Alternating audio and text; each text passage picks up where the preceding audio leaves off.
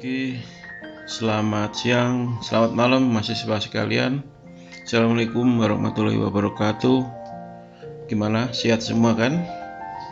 Ya, saya harapkan Anda sekalian sehat semua, walaupun mungkin tugas menumpuk yang harus Anda kerjakan. Baik, pada hari ini kita akan melanjutkan materi mata kuliah kita, yaitu mata kuliah Arsitektur Nusantara. Tema kali ini yang kita bahas adalah bahwa arsitektur Nusantara itu adalah arsitektur lian atau another arsitektur, bahasa Inggrisnya gitu. Ya, akan kita lihat seperti apa kondisi arsitektur Nusantara kita.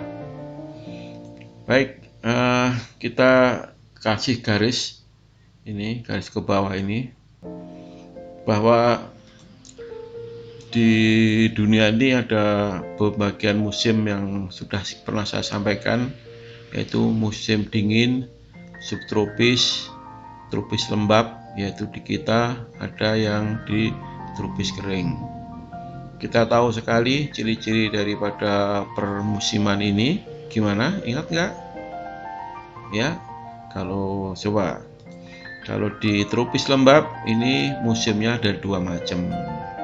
Ya, musim hujan dan musim kemarau. Demikian kalau di sini gimana? Ada 4 musim. Ya, musim apa?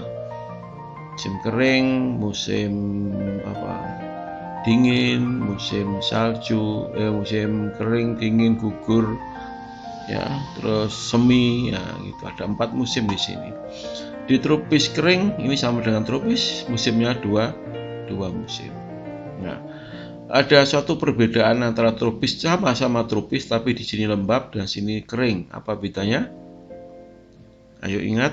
Nah, kalau lembab ini karena posisinya kepulauan. Kepulauan itu berarti ditandai dengan di situ banyak air, uap airnya banyak, lembab.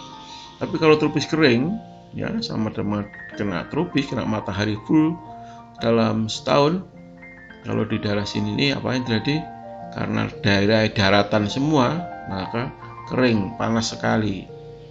Daerah sini panas sekali karena di daerahnya di permukaan, ya tidak ada airnya, terus kena matahari, di tengah lagi pas, berarti yang terjadi adalah tropis kering. Musimnya sama, dua musim. Namun kalau Anda hidup di tropis ini dengan telanjang bulat, tidak mematikan, potensi tidak mematikan iklim ini. Namun kalau di sini ini potensi mematikannya sangat banyak. Tropis kering juga demikian, panas sekali, tapi kalau malam dingin sekali.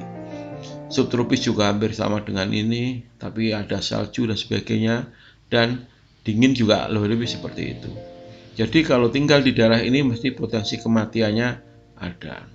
Nah, kalau ini potensinya kematiannya sedikit di daerah sini. Maka kalau daerah subtropis lembab yang dilakukan adalah membuat bernaung atau berteduh. Jadi arsitekturnya adalah bernaung dan berteduh. Tapi kalau di sini adalah berlindung dari dinginnya udara, dari teriknya matahari.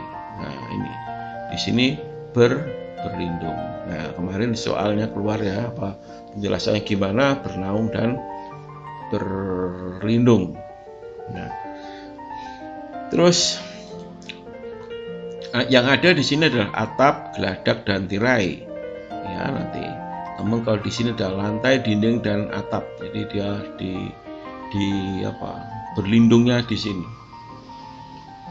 Baik, kita lihat ini kalau di dua musim ya, di tropis kering ya biasanya kering seperti ini. Ya, bentuknya seperti ini. Dari bentuk batu-batu seperti gini. Ya. Kering ya musim. Terus yang terjadi apa? Ya hujan, air hujan yang ada di sini. Panas mataharinya biar. Ini juga demikian di daerah tropis kering. Ya, tumbuh-tumbuhan ya seperti di Afrika gitu ya, tropis kering.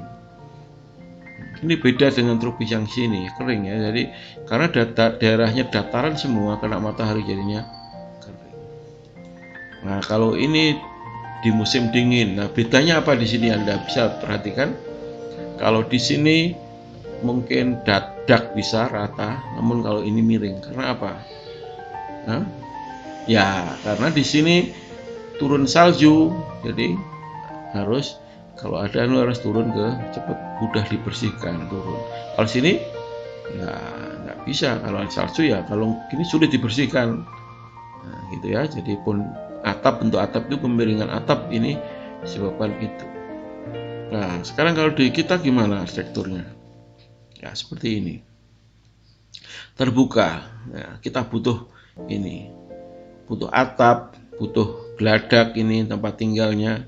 Terus tirai, cukup tirai saja sudah cukup. Nah, kalau ini enggak, kalau ini dibikin tirai ya akan enggak bisa. Coba kita bikin simulasi sekarang. Nah, oke, kita bagi gini. Kita tempatkan sini tropis lembab dan di sini adalah dingin atau subtropis atau tropis kering. Sekarang gimana kalau ini di sini? Bisa nggak? Bangun arsitek yang di tropis lembab di tempat sini kira-kira bisa nggak? Halo? Bisa kan? Bisa nggak? Ya bisa, namun gimana? Ya nggak bisa. Ini bisa dibangun namun mematikan. Ya, jadi nggak bisa di tempat nggak berfungsi. Kalau ini dibangun di daerah arsitektur yang seperti dibangun di daerah dingin, subtropis atau tropis kering, arsitektur yang seperti ini tidak bisa. Ya. Namun sebaliknya arsitektur di mana di daerah dingin atau subtropis dibangun di tropis lembab gimana? Gini bisa nggak dibangun di sini? Oh, gini bisa nggak dibangun di sini? Bisa. Ya, ini dibangun di sini di Indonesia, di Nusantara bisa ini. Ini sering kita temui. Ini bentuk-bentuk kotak-kotak ini sini ada. Namun ya bisa saja. Ya. Namun ada masalah di sini. Ini bisa dibangun, boleh dibangun di daerah tropis lembab, tapi kalau arsitekturnya tadi ini tidak boleh, tidak bisa karena mematikan ini bentuk seperti ini. Tapi kalau ini dibangun di sini, yang jelas tropis lembab, banyak uapnya, ya, banyak uap air di daerahnya, banyak anginnya semeliwir enak. Ya, masalahnya apa di sini? Ya panas. Ya. Masalah utamanya adalah namun ada gerah. Kalau di dalam ini Anda akan merasa gerah, sumuk bahasa Jawanya, panas, ungkep bahasa Jawanya. Ya. Di bangunan di sini ini akan jadi masalah. Nah, panas karena permukaan sini kena matahari, panasnya masuk rambat ke dalam, panas sekali. Ya. Yang jelas itu nggak nyaman. Tinggal di rumah yang seperti ini di daerah tropis lembab tidak nyaman. Ya. Kecuali ada cross ventilasi, ada angin bertiup di dalam ruangannya itu akan nyaman. Namun ini kurang nyaman. Supaya nyaman gimana? Supaya nyaman kita perlu namanya teknologi tambahan tentunya. Ya. Apa? Supaya nyaman gimana? Dikasih kipas angin, tinggal ini pakai kipas angin gitu. Tapi bisa nyaman nggak? Bisa masuk angin ya. Nggak nyaman. Dikasih AC, ya, baru pakai AC. Pakai AC baru bisa kenyamanannya bisa dicapai. Namun apa? Ya mahal. Biaya operasionalnya mahal. Ya. Atau dengan kata lain bahwa arsitektur seperti ini kalau dibangun di daerah tropis lembab harus mengeluarkan biaya yang lebih. Dan jati dirinya tidak bisa boleh dikatakan tidak punya jati diri kalau Anda bangun arsitektur seperti ini di daerah tropis lembab. Gitu ya. Nah, gitu. Permasalahan yang lain sekarang apa di daerah kita. Jadi kalau arsitektur kita di tropis lembab dibangun ke sini tidak bisa. Ya, berarti kan kalau di sini pindah dibangun di sini maka perlu namanya teknologi dan itu mahal. Supaya nyaman harus ada teknologinya AC. Oke, sekarang masalah lagi di daerah kita apa tadi terhadap lokasi kita adalah wilayah gempa. Ya, di daerah kita itu daerah yang penuh dengan gempa. Sekarang ini yang mengancam adalah gunung berapi ya di Yogyakarta, terus di Sinabung, Sumatera, gempa yang mengancam juga. Ya, katanya ada tsunami besar, ada bahaya, ada sesuatu yang mengancam gempa. Wilayah Nusantara itu adalah wilayah gempa dan goyangan. Ya, ini yang saya di Lombok ya, ini yang terjadi ya, runtuh semua ini ya. Ini masjid ya, sampai seperti gini rontok semua. Ini juga gitu, ruko yang sudah kokoh berdiri digoyang langsung rontok semua, 7 skala Richter di Lombok ini ya. Ini masjid juga demikian, yang begitu kokoh dengan teknologi baratnya, pakai cor beton dan sebagainya, semua hancur semua ya. Lihat nih, ini besi semua, ini pakai bahan besi. Teknologi yang diajarkan ke program studi kita ya, tulangan besi yang seperti itu ternyata hancur semua. Ini lihat ya, desain ruko, desain masjid, wah semuanya hancur semua. Ini juga demikian, rumah tinggal yang hancur semua ini lihat. Namun ada setitik ya, ini ada sesuatu yang tidak hancur, ternyata tidak. Di antara kehancurannya ada sesuatu yang tidak hancur. Nah, ini salah satu arsitektur Nusantara kita. Ya, nenek moyang kita telah membuat sebuah karya arsitektur yang bukan main. Nah, ini apa ya, kebetulan saya datang ke Lombok ya, melihat sana. Nah, ini yang utuh ini, karena gempa utuh inilah, ini masih berdiri tegak. Karya nenek moyang kita masih berdiri tegak. Nah, ini perumahan adat ya, Desa Belik Gumantar masih utuh berdiri tegak ya. Arsitekturnya pasti terjadi, ini daerah gempa, ini di daerah Bayan Lombok sana ya, pas terjadi gempa dia hanya goyang sedikit gitu aja ya. Hanya katanya rumahnya sedang menari kalau ada gempa. Sedangkan masjid sekitarnya semua udah rontok ya. Ini ya, kondisi perumahan kampung adat masih utuh. Ini ketika saya survei ke sana, ini masih utuh semua ya, kebetulan setelah gempa, jadi masih utuh semua. Demikian juga ada masjid ya, Masjid Bayan ini masih berdiri tegak juga, padahal di daerah pusat gempa. Tapi masjid yang besar-besar tadi gimana? Rontok semua. Nah, itu tadi ya, artinya arsitektur teknologi barat membangun arsitektur di Nusantara, kalau terjadi gempa nyatanya juga rontok ya. Walaupun tadi kenyamanannya mungkin pakai AC, pakai gitu bisa diatasi. Gimana dengan teknologi kalau gempa? Nah, itu jadi permasalahan sendiri, pertanyaan sendiri. Nah, ini kebetulan ada gambar yang baru saya dapatkan. Ini pembangunan kantor Pemda Kabupaten Lombok Tengah. Ya, ini ya bagus secara arsitektural, secara tampilan komposisi ya bagus. Tapi gimana supaya ini betul-betul arsitektur, supaya nyaman, gimana? Ya bisa-bisa saja. Apa ya? Biaya, perlu biaya tambahan. Biaya untuk apa? Ya, satu utilitas kenyamanan, tentu harus pakai AC. Gedungnya seperti ini pasti pakai AC. Kalau nggak pakai AC, saya jamin nggak nyaman. Ya, pakai atapnya datar, gini panas sekali, tadi panasnya merambat ke dalam jadi sumuk sekali, tidak ada angin berembus, ya tertutup semua, maka pakai ini. Gimana dengan goyangan supaya ini tidak rontok? Maka pasti kalau ingin tidak rontok harus dibikin pakai konstruksi tahan gempa, dan itu teknologinya mahal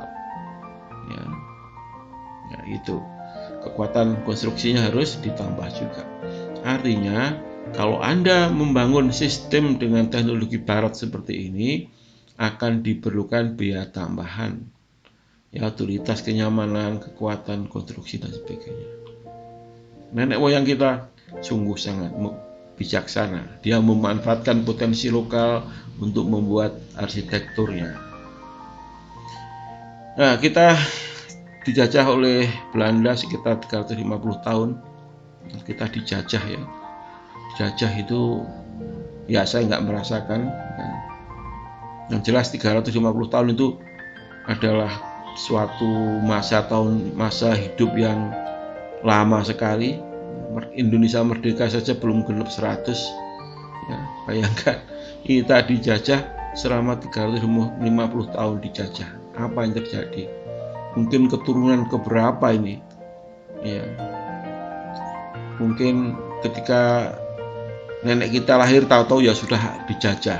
Jadi nggak ngerti dulunya seperti apa, itu nggak ngerti. Ya, penjajahan yang dilakukan adalah pengembalian sumber daya alam.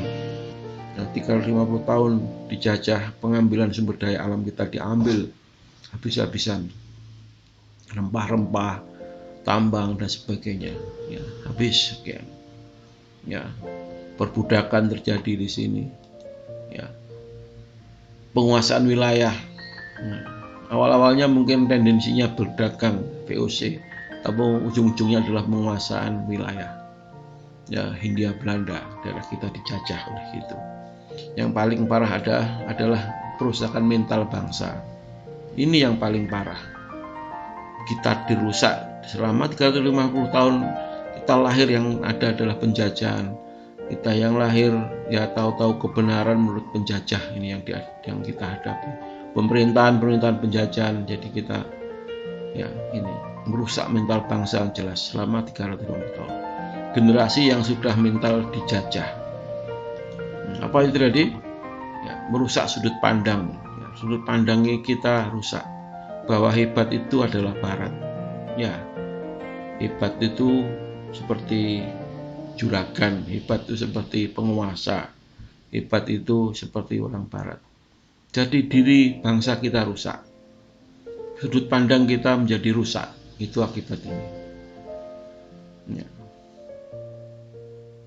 Terus ada lagi tidak percaya diri atas kemampuan sendiri. Ini yang paling merusak juga. Ujung-ujungnya gitu. Padahal kita sudah merdeka karena mentalnya sudah rusak. Ya, kita nggak percaya bahwa kita sebenarnya kalau arsitektur kita sebenarnya punyai arsitektur yang bisa kita pelajari dengan baik. Teknologinya bisa kita transfer untuk membangun dengan kondisi di alam kita. Tapi karena tidak percaya diri, maka terjadilah arsitektur yang Barat yang masuk di Nusantara ya, seperti ini, dipaksa. Akhirnya mahal dan sebagainya. Nggak percaya diri, nggak pede memakai arsitektur lokal. Nah, ini yang terjadi, ya. Gitu. Ya, kita harus berani untuk kita harus lepas dari ini, tidak percaya diri kita. Kita harus lepas dari kungkungan teknologi atau pengetahuan Barat. Kita harus percaya pada kemampuan diri kita sendiri. Itu yang perlu saudara kerjakan. Kita coba lihat ini. Kita bandingkan, ini ada cewek Nusantara, ya. Dan ini ada cewek Barat. Kalau kita ibaratkan ini ya inilah Nusantara dan inilah Barat. Sesuatu yang kalau ada pertanyaan gini, mana yang lebih cantik gitu, mana yang lebih elok, mana yang lebih baik, ya. Kalau kita kembalikan ke kondisi alam tadi, kondisi alam bahwa alam kehidupan di Barat itu seperti itu, subtropis, dingin dan sebagainya. Jangan di kita adalah seperti itu. Maka menimbulkan suatu bentuk yang berbeda. Ya, keindahan, keelokan Barat dan Nusantara tentu berbeda. Nah, itu perlu saya garis bawahi. Ya, kalau saya sebagai orang Nusantara ya saya lebih suka yang seperti gini. Ya, kalau Barat ya seperti gini. Ya. Artinya perilaku membandingkan mana yang lebih baik dan mana lebih jelek itu adalah adalah sudah tidak waktunya lagi, bahwa biarlah gadis barat ini berdiri sebagai cewek barat dan Nusantara biarlah menjadi cewek Nusantara.